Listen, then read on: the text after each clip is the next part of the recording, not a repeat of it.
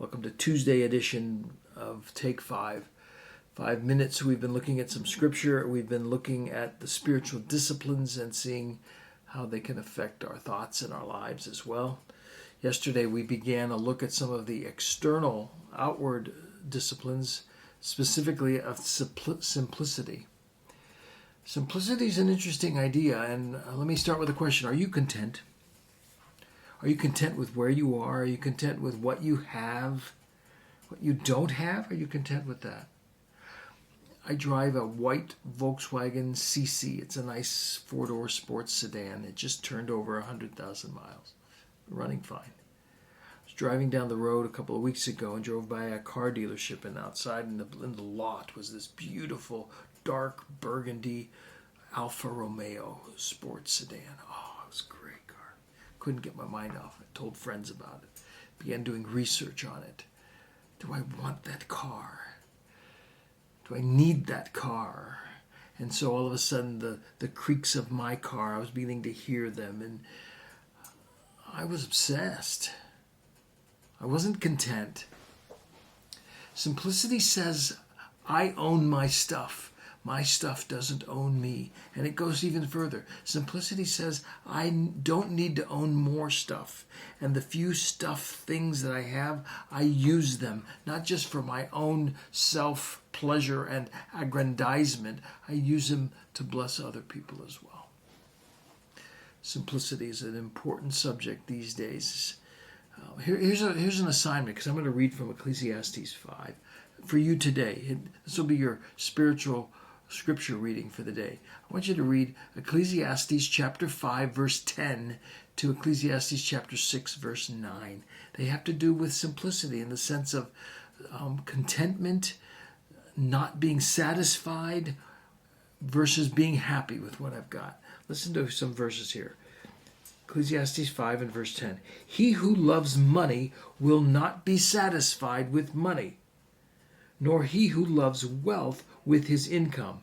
This is vanity, the writer says. When goods increase, they increase who eat them. I'm not sure what he means there. When goods increase, they increase those who eat them. I'm not sure if he's saying you get fat when you have too much food, or they just increase your stature and you become a really important person. Who needs that?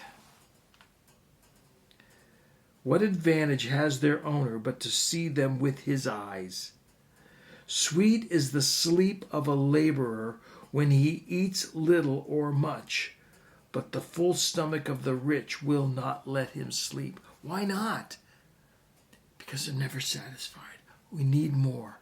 Or they won't let him sleep. Oftentimes in Scripture, not being able to sleep is a testimony of this is what you're worried about. You're worried about your stuff. You're worried about your things. Simplicity is not about getting rid of everything, but it is about developing an attitude of, Richard Foster says, of a joyful unconcern for possessions. A joyful unconcern for possessions. I don't really care about my stuff. I can use my stuff for my life, for your life, for God's glory, but I'm not concerned. They don't keep me up at night. Simplicity is about contentment. It's about satisfaction. It's even about enjoyment.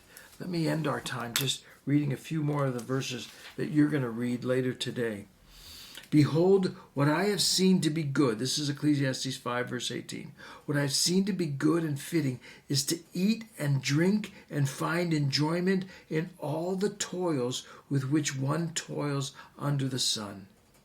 Everyone also to whom God has given wealth and possessions and power to enjoy them and to accept his lot and rejoice in his toil, this is a gift from God. Simplicity can be a gift from God to say, God has given me this ability, he's given me this job, he's given me this house or these possessions, to enjoy them, to be satisfied with them, to be content. Tomorrow we'll continue thinking about stewardship and simplicity and how it applies to our life in America in 2021. Give it a read. Ecclesiastes 5, verse 10 to Ecclesiastes 6, 9. Stewardship, simplicity, contentment, and satisfaction. I'll see you tomorrow.